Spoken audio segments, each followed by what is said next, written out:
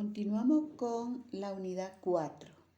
Hay que recordarles que ya tienen en su poder, y me imagino que ya han leído el tema 1, que es las generalidades sobre la consulta ambulatoria, con su respectiva presentación. El segundo tema son la programación para las citas en consulta externa, que también tiene su guía y su presentación. Y ahora estoy por enviarle la presentación 3 con su guía que se refiere a los indicadores más comunes que se usan para evaluar consultas en un momento dado.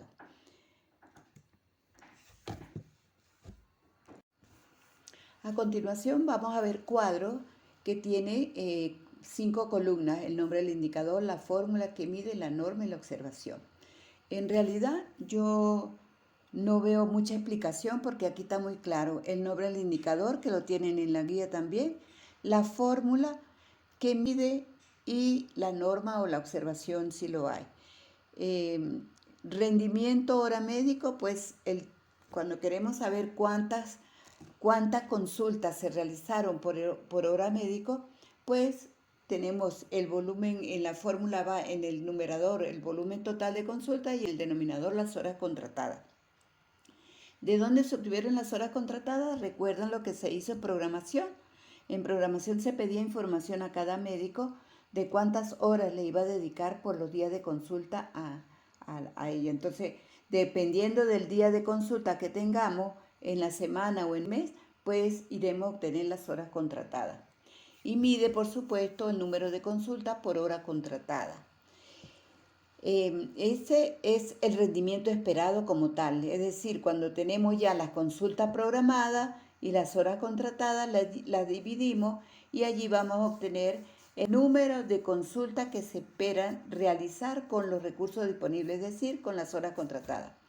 En cambio, el rendimiento observado es cuando ya se hizo la consulta, al final de mes tenemos un total del trimestre o del año, entonces tenemos en el numerador la consulta realizada y en el denominador las horas utilizadas.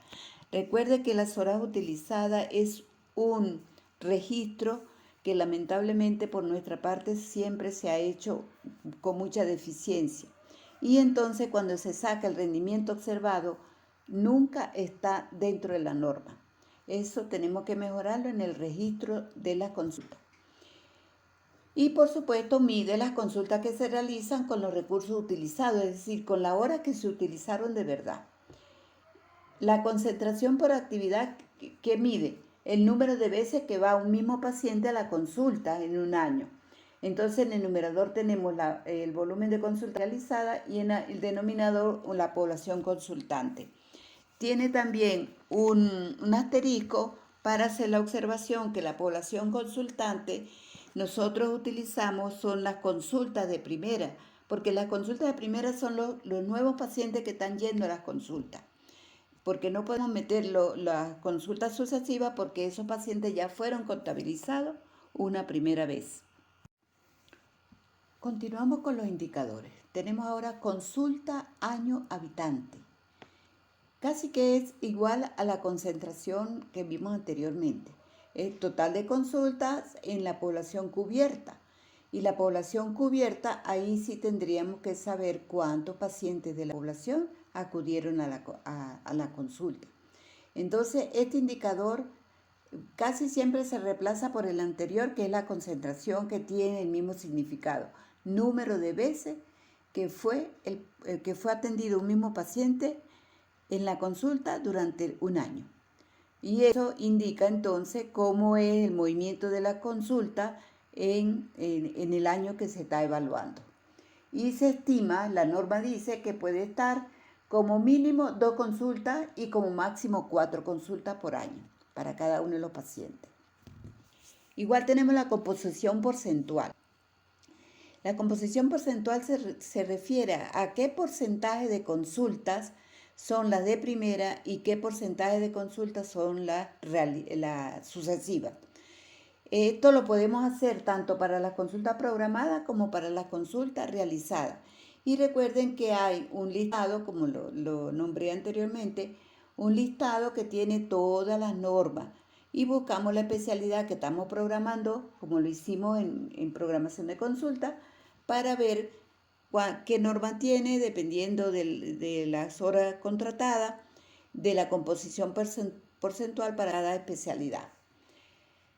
Y dice que se debe sacar para consultas programadas y realizadas ese porcentaje. Y aquí lo tenemos en la fórmula, cómo se obtiene por regla de 3. Hacemos el total de consultas igual a 100, el número de consultas de primera, qué porcentaje serán de 100. Igual hacemos para la sucesiva, total de consultas igual a 100, número de consultas sucesivas, qué porcentaje será de ese total. Y así sabemos qué porcentaje, qué composición porcentual tienen las consultas programadas y las realizadas, y podemos hacer comparación con la norma que tenemos establecida para cada especialidad. Promedio diario de pacientes en consulta, recuerda cuando vimos el indicador de promedio. Sumar todos los pacientes y dividirlo entre los días hábiles del periodo que estamos trabajando. Si es un mes, ¿cuántos días hábiles tiene para la consulta? Recuerden eso. Allí hubo mucha equivocación cuando se obtuvieron los primeros indicadores básicos, que no se dieron cuenta que para la consulta se estima, si no hay otra manera de tener los días de consulta, se estima que son 250 días hábiles.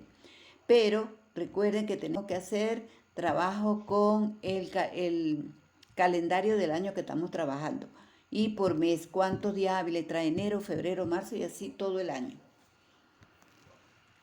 Y mide pues el número de pacientes en promedio atendidos por día en consulta. El índice de deserción, o sea, porcentaje de deserción. ¿Qué es deserción? Los pacientes inasistentes. Vamos a ver cuánto es el porcentaje de inasistencia a la consulta después de haber dado la cita. En la fórmula es, en el numerador los pacientes inasistentes, en el denominador el total de citas concedidas, que también tiene otro asterisco, para decir que el total de citas concedidas es igual al total de consultas programadas. Porque ¿para qué se programa? Para dar citas. Y por eso hacemos la similitud entre el total de citas concedidas con el total de consultas programadas. ¿Y qué mide? De cada 100 citas concedidas, ¿cuántas dejan de asistir? Eso sería para medir la deserción. Veamos un indicador muy importante como es el porcentaje de cumplimiento. Allí se mide la meta, cuánto se está cumpliendo de la meta. Y la fórmula es, en el numerador van las consultas realizadas, en el denominador la consulta programada y lo multiplicamos por 100. ¿Y qué mide? De cada 100 consultas programadas, ¿cuántas se están realizando? Ese es un indicador muy importante para la consulta. Ahí es cuando se determina cómo es el cumplimiento de la meta. La meta es lo que se tiene programado. Ahora, porcentaje de horas perdidas. El porcentaje de horas perdidas es bueno porque si yo tengo un total de horas contratadas, yo voy con las horas utilizadas, pues yo voy a hacer la comparación. Si tenía 100 horas contratadas y solamente se cumplieron 70, quiere decir que hay 30 horas perdidas. Pero yo quiero saber cuántas horas perdidas, cuánto es el porcentaje de horas perdidas y cuántos pacientes se dejaron de atender en ese total de horas perdidas. Eso es lo que necesitamos saber acá. Entonces tenemos en el numerador horas utilizadas, en el denominador horas contratadas multiplicado por 100 porque estamos sacando un porcentaje. Ahora tenemos relación entre consultas de primera e interconsulta. En las consultas se registran las interconsultas. ¿Qué es lo que queremos ver acá? Medir cuántas consultas de primera se atienden por una interconsulta. Hay muchas consultas que trabajan en base a interconsulta y ese número a lo mejor puede ser mayor en una consulta que en otra. Y luego tenemos la relación de consultas y admisiones a hospitalización. Es necesario medir cuántas consultas hay por cada admisión en el área de emergencia o de consulta. Entonces, tenemos esa relación para ver, por supuesto, deben de haber siempre más consultas que pacientes admitidos. Y la norma dice que pueden ser 60 consultas por una admisión a hospitalización.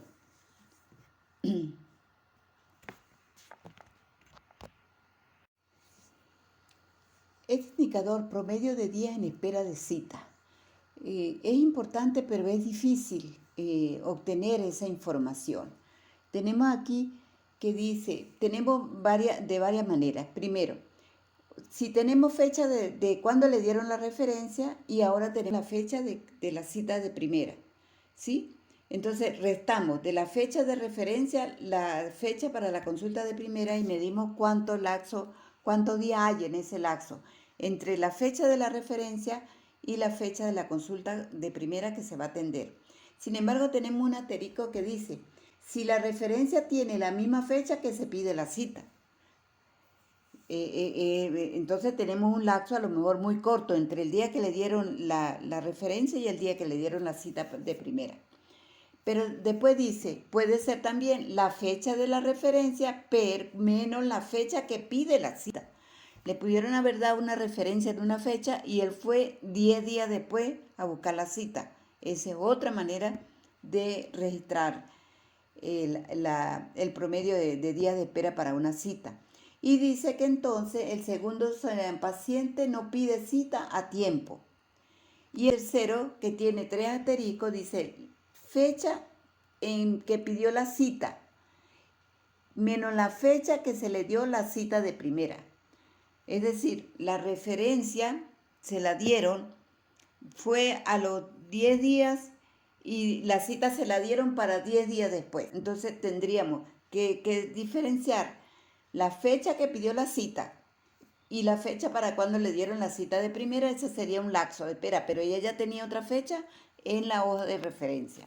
Por eso que es muy bueno el indicador, pero es muy difícil de poderlo manejar, hacer el registro como debe ser. Y por último tenemos el primero de historias extras por día pedidas en consulta, que eso sucede en todos los archivos.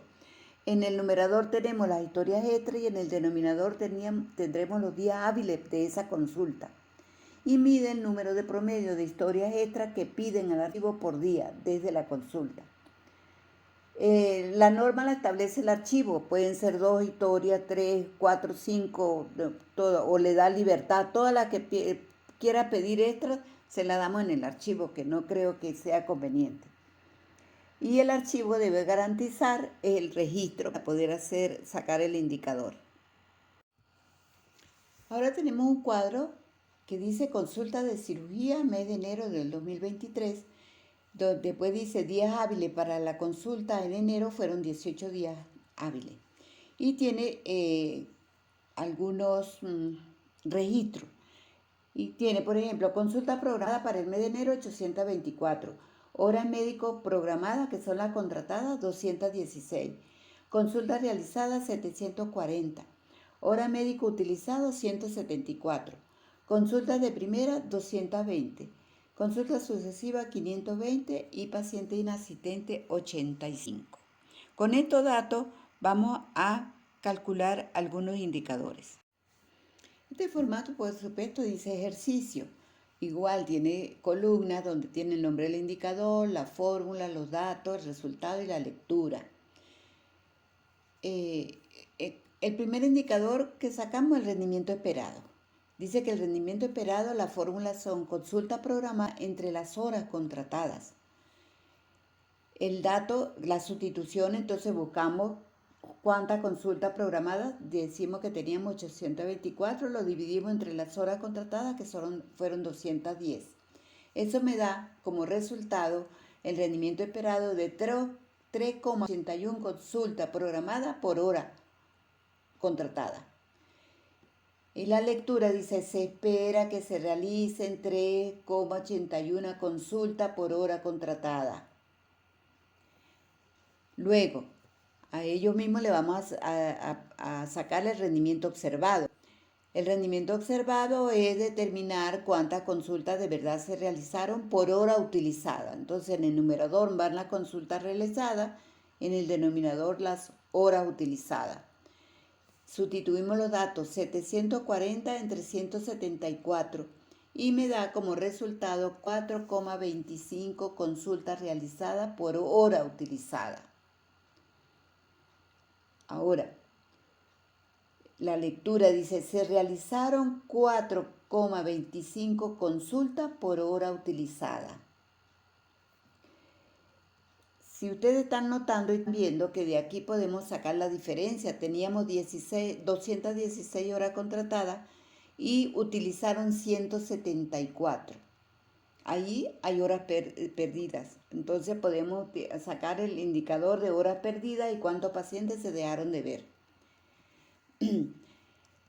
También tenemos porcentaje de cumplimiento. Vamos a ver cuánto se cumplió de la meta. En el numerador la consulta realizada, en el denominador la consulta programada y lo multiplicamos por 100. Sustituimos datos, 740 la realizada, entre 824 que fueron las programadas y lo multiplicamos por 100 y me da como resultado 89,8%. ¿De qué? De porcentaje de cumplimiento.